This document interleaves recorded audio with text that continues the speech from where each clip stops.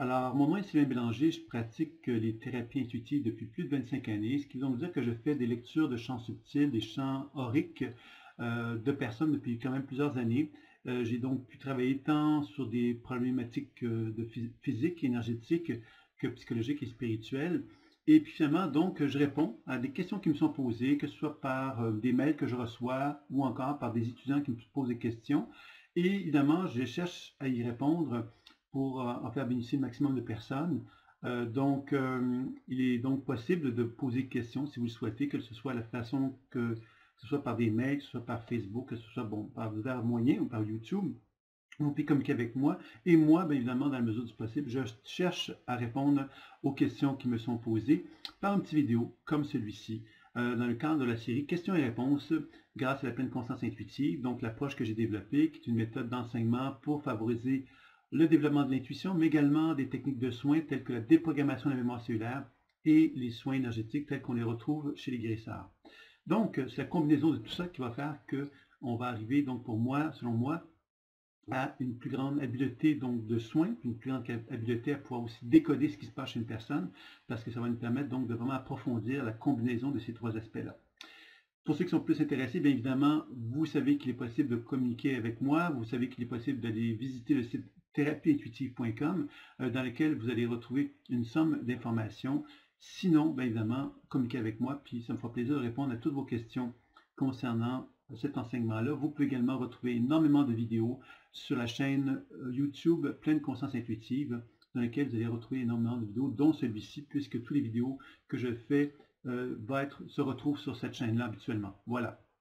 Donc, la question, qu'est-ce que c'est que le saut quantique? Alors, quand j'ai commencé dans ma pratique intuitive, j'avais une grande facilité à percevoir la mémoire chez les gens. C'est-à-dire que dans le champ énergétique, on observe qu'il y a donc de l'énergie vitale qui circule. Évidemment, cette énergie vitale est un reflet de la santé physique, nous indique justement des faiblesses qui sont en train de se préparer dans le corps et on va donc pouvoir ensuite intervenir dessus pour rétablir le flot énergétique chez la personne, puis à ce moment-là, évidemment, favoriser un processus de guérison, permettre justement au corps de vieillir moins rapidement, ainsi de suite. Donc, il y a vraiment une question de prévention et de favoriser la santé dans ce genre d'application-là. Maintenant, comme je disais tantôt, dans cette énergie-là, on peut observer de l'information. L'information, qu'est-ce que c'est? C'est des mémoires qui vont se manifester dans le champ énergétique et qui vont indiquer l'information psycho-émotionnelle qui est associée à une perturbation énergétique. Par exemple, j'ai un problème de genou. Ce problème de genou pourrait se manifester d'un point de vue énergétique par une congestion énergétique dans la région, mais je pourrais constater que cette congestion énergétique-là est animée par une information mémorielle qui m'indiquerait qu'à l'âge de 8 ans, par exemple, je me suis senti abandonné, puis bon, entraîné donc cette congestion-là, etc., etc. Donc, vous comprendrez ici que la première chose qu'il faut comprendre, c'est que dans le champ énergétique, il y a donc cette émanation lumineuse qu'on appelle l'aura, et que dans cette aura-là, il y a donc de l'information qui va être associée donc à mon histoire de vie, à mon histoire personnelle, à des mémoires familiales, possiblement aussi, et à des mémoires d'autres vies. Et d'où est-ce que ça vient, toutes ces mémoires-là? On pourrait sans doute penser que dans le code génétique, dans l'ADN, on retrouve justement un ensemble d'informations qui vont se refléter dans la lumière par des mémoires qui vont être observables chez un thérapeute intuitif. C'est l'hypothèse que j'émets. Ce qui veut donc dire que quand je regarde le champ énergétique d'une personne, mais potentiellement, je peux donc constater l'ensemble des manifestations subtiles qui ont été programmées pour lui. Quand je dis programmées, il faut s'entendre ici. Je ne parle pas d'une destinée, mais je parle vraiment que dans le champ énergétique, on pourrait concevoir que toutes les mémoires, tous les potentiels d'un individu peuvent se retrouver là. C'est-à-dire quoi les potentiels? C'est-à-dire tous les potentiels limitatifs, c'est-à-dire les potentiels qui ont déjà été vécus, qui sont associés à mon histoire personnelle, par exemple. Moi, ce que j'ai vécu dans mon histoire personnelle, je l'emmagasine dans mon champ énergétique. Donc, un intuitif peut donc observer dans le champ énergétique ces informations-là associées à mon passé, et dans lequel je ne suis pas en harmonie, par exemple, ou je peux observer des mémoires provenant de mon histoire familiale, qui seraient également donc associées à des expériences qui auraient été peut-être associées à des perturbations associées à mon histoire familiale, et des mémoires d'autres vies qui pourraient aussi être associées à des perturbations qui ont été vécues donc dans l'inconscient collectif, dans les annales cachées, dans l'histoire d'autres vies, d'individus qui peuvent me concerner puisque je les reconnais comme étant en résonance avec moi. Alors ça, c'est une première somme d'informations, c'est qu'on peut vraiment poser un regard sur ce qui anime l'individu et qu'est-ce qu'il porte en lui qui n'est pas utile. Parce qu'évidemment, ces informations mémorielles-là, qui sont associées donc à des blessures du passé, sont des poids que l'on traîne avec soi et qui nous empêchent de pouvoir favoriser l'émergence de nouveaux comportements. Qu'est-ce que c'est que le saut quantique? C'est justement, c'est que quand on comprend que toutes ces énergies-là, quelque part, qui sont dans mon champ énergétique, ne sont pas figées, c'est-à-dire qu'elles sont en apparence figées. Par exemple, si je dis que je me mets en relation avec le genou d'un partenaire, que dans ce genou-là, je constate qu'il y a une perturbation énergétique et que cette perturbation énergétique est associée à un traumatisme que moi j'ai vécu à l'âge de 8 ans ou que mon partenaire a vécu à l'âge de 8 ans quand il s'est senti abandonné, par exemple, on comprend ici que c'est un constat que je suis en train de faire. Je constate qu'il y a une congestion dans le genou de la personne et que cette congestion-là est associée à une blessure émotionnelle d'abandon qui a été vécue à l'âge de 8 ans. Ça, c'est un constat. Ça pourrait s'arrêter là, puis on pourrait dire, voilà, la cause est la suivante, puis bon, la personne ne se sentirait pas nécessairement mieux dans son genou, mais elle aurait une compréhension. L'idée de la pleine conscience intuitive, c'est donc de faire des actions sur ce constat-là pour justement, dans l'immédiat, changer la situation, changer l'état. Alors, évidemment, c'est changer l'état énergétique, comme la majorité des guérisseurs vont faire, c'est-à-dire que quand on observe une perturbation, on va faire une action énergétique pour changer l'état énergétique chez notre partenaire. Et ça va donc nous permettre de concevoir que de dire, par exemple, il y avait une congestion dans ton genou, j'ai fait des actions, et maintenant, je sens que la congestion, elle est beaucoup plus fluide et beaucoup plus harmonieuse, elle est disparue et que l'énergie circule beaucoup mieux, par exemple. Ce serait une action qui indiquerait que je suis parti d'une problématique énergétique et que j'ai fait une action, un soin pour établir les flots énergétiques. Ce serait déjà quelque chose de positif. Maintenant, quand on aborde l'aspect psycho-émotionnel, c'est ça qui était un peu ma spécialité à travers les années, c'est que comme je constate que dans l'énergie vitale, il y a de la mémoire, ça veut donc dire que quand on intervient, par exemple, sur l'enfant de 8 ans qui s'est senti abandonné, on peut très bien discuter avec lui pour comprendre la raison d'être de sa présence, mais on peut également comprendre, évidemment, que on peut également comprendre qu'il est possible de changer l'état émotionnel de l'enfant qui se sent abandonné. Alors, s'il se sent abandonné puis se sent complètement délaissé par tous et chacun, ce qu'on va constater, c'est que notre partenaire, si on voit ça chez lui, c'est parce qu'en tant qu'adulte, il se sent un peu comme ça aussi. Donc, c'est un reflet d'un état plus adulte, mais et ça met en évidence à quelque part l'origine de cette perturbation-là.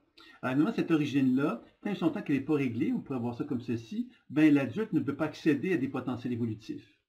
Alors, c'est ça que je voulais faire comprendre par rapport à cette notion de saut quantique, c'est que dans toute mémoire, dans lequel quand je fais un voyage en moi ou je fais un voyage chez un partenaire, dans toute personne, dans toute forme de conscience mémorielle avec laquelle on va communiquer, on va voir donc une limitation. C'est-à-dire qu'on va voir dans un premier temps une mémoire qui est figée dans un état émotionnel X, Y, Z.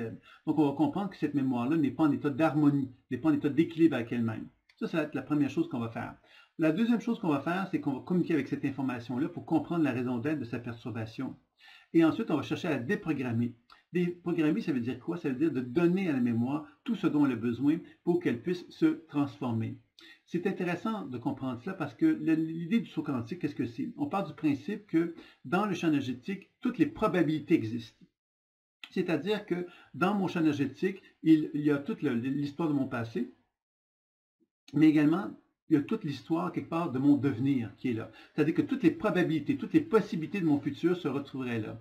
Ça veut donc dire que dans un même reflet d'un champ énergétique, quand j'observe le champ énergétique d'une personne, je constate que dans ce champ énergétique-là se retrouve ce qu'il a été, c'est-à-dire toute son histoire de vie, mais il se retrouve également tous ses potentiels, ce qu'il pourrait devenir. Qu'est-ce qui va faire qu'un individu va prendre un chemin plutôt qu'un autre? C'est simplement parce qu'à son insu, il a donc fait des choix au niveau de sa structure subtile, qui vont l'amener à prendre des directions, à prendre des choix de préférence, pourrait-on dire, qui vont l'amener à donc concrétiser une voie plutôt qu'une autre. Le rôle du thérapeute intuitif par rapport à ça, c'est de mettre en évidence que derrière ces états figés, par exemple de l'expérience de l'abandon de l'âge de 8 ans, se dissimulent des ressources créatrices, des potentiels évolutifs qui animent l'être qui se trouve devant nous. Et que quand on commence à donner à la mémoire en question tout ce dont elle a besoin pour qu'elle ne se sente plus abandonnée, on lui donne l'opportunité de changer d'état et de donner accès à notre partenaire les ressources créatrices avec lesquelles elle n'était pas en contact, puisque justement, l'expérience de l'abandon ne me permettait pas de me mettre en relation avec le potentiel évolutif qui était en moi. Par exemple, cet enfant qui se sent abandonné à l'âge de 8 ans, je lui donne quelque part ce qu'il me demande, donc le sentiment de présence, par exemple, et l'enfant se transforme, puis il me fait comprendre justement que mon partenaire a maintenant une grande fierté en lui, et cette fierté-là, il ne l'a jamais reconnue. Donc, il s'est soumis à son entourage, et c'est pourquoi qu'il a expérimenté l'abandon. Et que le nouveau comportement qui ressort de cette déprogrammation-là, c'est de constater que, premièrement, il est fier, que cette fierté-là, il ne l'a jamais reconnue parce qu'il avait l'impression qu'on l'avait abandonné parce qu'il était fier. Donc, il avait dans sa tête à lui l'idée qu'il ne fallait surtout pas être fier parce que s'il l'était, il allait être abandonné. Malheureusement, ça se produisait quand même indépendamment de ça, hein, mais c'est comme si sa programmation l'avait amené à faire des conclusions fausses. Et évidemment, plus on déprogramme et plus on amène justement à amener notre partenaire à devenir conscient de ce potentiel évolutif qui est en lui, de prendre conscience qu'il est fier, que cette fierté-là, elle est saine, parce qu'elle lui permet justement de se reconnaître et justement de manifester quelque part ce qu'il veut et ce qu'il ne veut pas, de ne plus être dans la position de soumission par rapport à l'idée qu'il pourrait être abandonné.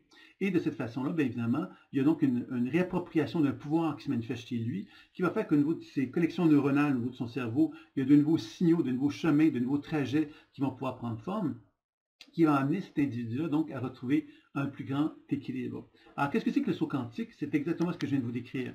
C'est-à-dire cette capacité que nous avons tous de devenir conscients qu'à travers nos limitations se dissimule le saut quantique. C'est-à-dire que le saut quantique, c'est une probabilité. Cette probabilité, si je ne m'y ouvre pas, elle ne pourra jamais se manifester. Si je me rends conscient qu'elle existe, bien inévitablement, elle me donne l'opportunité de me rendre compte que je peux commencer à prendre un autre chemin, une autre route, une autre voie. Et je pense que c'est là, quelque part, qu'il faut comprendre ici que l'idée donc du saut quantique, c'est donc un autre rapport que l'on a avec nous-mêmes. Un rapport où on prend conscience que ce qui anime notre être sont, dans un premier temps, des éléments figés, des éléments quelque part qu'on a construits, qui sont directement reliés à notre expérience de vie, puis aux conclusions qu'on a données à cette expérience de vie-là. Donc, ça veut donc dire que c'est limité, et ça veut donc dire quelque part que c'est un point de vue, c'est un regard que l'on porte. La position de la pleine conscience intuitive, c'est d'apprendre à renouer contact avec la position donc du témoin. Le témoin, c'est celui qui observe objectivement ce qui se passe en lui et qui comprend que derrière cette observation-là se dissimulent plein de possibilités qui peuvent être accessibles si on commence justement à donner à ces mémoires-là, ces informations-là, tout ce dont elles ont besoin pour ne plus être simplement prisonnières de leur programmation mémorielle ou de leurs croyances, de leurs limitations, mais de leur donner la possibilité d'être autre chose que ce qu'elles nous manifestent à nos yeux. Et c'est là qu'on commence à se rendre compte qu'il est possible d'accéder à des potentiels évolutifs. Et ces potentiels évolutifs-là nous donnent l'opportunité de reconnaître à quelque part quand dans nous, il y a plein de ressources vitales finalement qui peuvent se manifester à nous si on leur donne la chance d'exister. Et pour moi, cette idée du saut quantique, c'est de réapprendre à donner de l'espace pour qu'on puisse se rendre compte effectivement que derrière tout état qui semble figé se dissimulent donc des ressources créatrices, des ressources évolutives. Je vous donne un autre exemple de ça. Par exemple, on peut être malade. Cette maladie, évidemment, est un état figé. Quand on dit, par exemple, j'ai telle maladie, c'est qu'un médecin nous a diagnostiqué quelque part la maladie en question. Donc, on est inévitablement donc pris par une certaine codification qui nous ramène à l'état de la maladie qui est là. Maintenant, si on commence à retrouver cette position de témoin, la position de témoin nous fait comprendre que la maladie telle qu'elle est présente est un état. Cet état-là est en mouvement perpétuel. Sauf qu'on ne le voit pas, nous, parce que nos yeux, notre conscience n'est pas capable d'enregistrer cette modification perpétuelle, parce qu'on n'a pas développé une conscience qui nous permet de reconnaître cette réalité-là. Jusqu'à tout récemment, on croyait encore que le corps était fait de chair et d'os, on croyait quelque part que le code génétique était figé, bon, plein d'informations qui nous ramenaient au non-mouvement finalement. Et là, on commence, à travers la compréhension humaine qui est en train d'évoluer, de faire des sauts quantiques en quelque sorte, c'est-à-dire de nous réveiller au fait que tout est en mouvement, et que tout est en mouvement, ça implique justement que même une maladie, quelque part, lorsqu'elle a été codifiée, elle est en mouvement, elle est en mutation permanente, et elle peut nous amener tant vers la santé, c'est-à-dire de renouer contact avec la santé optimale, ou encore de développer la maladie d'une façon encore plus importante. Donc, vous comprendrez ici que quand on commence à comprendre ça, on comprend évidemment que l'idée de questionner un organe malade, par exemple, dans une démarche de pleine conscience intuitive, pour se rendre compte que l'organe peut nous répondre, peut nous donner des informations sur son état, nous amène inévitablement vers la capacité de lui dire qu'est-ce que je peux faire pour t'aider dans l'immédiat, donc de nous amener vers la déprogrammation, de nous amener à donner à l'organe tout ce dont il a besoin pour qu'un état change, et que dans ce changement-là, bien évidemment, cet organe-là nous mette en contact avec des potentiels évolutifs que l'on n'avait pas accueilli, qu'on n'avait pas reconnu en soi, parce qu'on avait l'impression que ce n'était pas accessible, que ce n'était pas disponible pour nous, parce qu'on avait la croyance à quelque part que c'était pas pour nous, c'était pas possible d'être, par exemple, cet être qui a une certaine volonté, une certaine possibilité, du moins, de pouvoir s'assumer comme il le souhaite et comme il le veut. Donc, on comprend ici que tout le processus du voyage de la pleine conscience intuitive nous met en contact avec cette idée du saut quantique. Dans toute énergie qui est en nous, il y a donc à quelque part un versant limitatif. Le versant limitatif, c'est l'ego qui s'est identifié à un certain état, et un versant expansif et évolutif qui est effectivement ce saut quantique-là, qui est la porte finalement qui nous donne accès à la transformation et à l'évolution.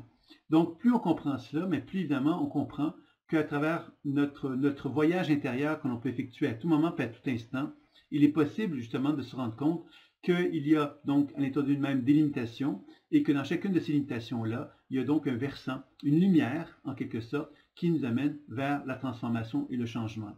Alors évidemment, plus on apprend à focuser sur cette transformation et ce changement, plus notre conscience peut évoluer, peut progresser, peut se transformer. Et c'est ça un peu que j'avais envie de vous parler aujourd'hui, donc cette question qui m'a été posée sur le saut quantique. Je trouvais que c'était une belle occasion pour vous faire réfléchir justement sur votre regard que vous avez sur vous-même. Parce qu'évidemment, si on ferme les yeux puis qu'on porte un regard sur soi, on porte un regard qui est souvent relié à notre histoire personnelle, à notre vécu, à ce qu'on a été. Alors, en nous mettant en relation avec ce qu'on a été, on ne peut pas se mettre en relation avec ce qu'on est en train de devenir. Parce que ce qu'on est en train de devenir est directement lié souvent à la libération de notre passé, à la libération du regard que l'on porte vers soi en tenant compte de notre histoire passée. Donc notre histoire passée est véritablement une limitation pour l'évolution de la conscience. Et que quand on commence à déprogrammer ce passé-là, on guérit celui-ci. Et si on le guérit, bien inévitablement, on se donne l'opportunité d'actualiser la transformation et l'évolution que l'on souhaite mettre en place dans notre vie. Alors moi, ce que j'ai envie de vous dire, bien évidemment, c'est ce que je vous souhaite. Je vous souhaite évidemment de pouvoir donc explorer votre monde intérieur avec des yeux différents, de vous rendre compte que dans toute limitation qui est en vous, se dissimule justement un potentiel. Il suffit simplement d'être attentif à ce qu'on peut faire dans l'immédiat pour pouvoir lui donner ce dont il a besoin. Comment faire? C'est simplement en se rappelant que nous avons une conscience et que nous avons un véhicule qui s'appelle l'imaginaire. Et que quand la conscience se localise dans cet imaginaire-là, ben je peux voyager en moi et visiter mon corps comme je peux voyager le corps d'un partenaire. Et quand j'observe justement des manifestations qui sont en moi, qui sont reliées donc à un certain état émotionnel, par exemple de l'enfant de 8 ans qui se sent abandonné, ben là je vais commencer justement à questionner cet enfant-là pour discuter avec lui, pour comprendre sa raison d'être. Puis après ça, bien évidemment, je vais simplement, par mon imaginaire, lui donner ce qu'il a besoin en créant dans l'imaginaire ce qu'il a besoin. S'il me dit j'ai besoin de tendresse, je vais créer de la tendresse et je vais lui envoyer. La beauté de la chose, c'est que je vais observer que cet enfant-là va se transformer sous mes yeux, à travers mes sens visuels, auditifs, sensitifs, et je vais constater que l'enfant qui ne se sentirait plus abandonné, mais il va mettre donc progressivement en contact avec ces fameuses ressources créatrices, ce potentiel évolutif que je ne voyais pas, qui était en moi, mais que je ne voyais pas parce que j'étais trop fortement identifié à ma souffrance. Et c'est là qu'on commence à se rendre compte qu'on accompagne un processus thérapeutique à ce moment-là, où on découvre finalement qu'on est en pleine évolution, qu'on est en plein cheminement et qu'on est en pleine progression pour atteindre un niveau de conscience de plus en plus élevé. Alors voilà, c'est un peu ce que j'avais envie de vous partager concernant donc qu'est-ce que c'est qu'un saut quantique. Et évidemment, ben, si vous avez des questions, des interrogations, des partages, n'hésitez pas à le faire, ça me fera plaisir de pouvoir vous répondre en espérant que ça va vous intéresser. Donc, si vous avez de l'intérêt pour aller un peu plus loin, pour connaître davantage ce que je fais, le site thérapie-intuitive.com vous est accessible ou encore la chaîne YouTube Pleine Conscience Intuitive, vous pouvez vous y abonner puisque régulièrement je réponds à des questions-réponses et également il peut y avoir des webinaires, des conférences qui sont données également régulièrement sur la chaîne YouTube. Je vous dis à très bientôt. Au revoir.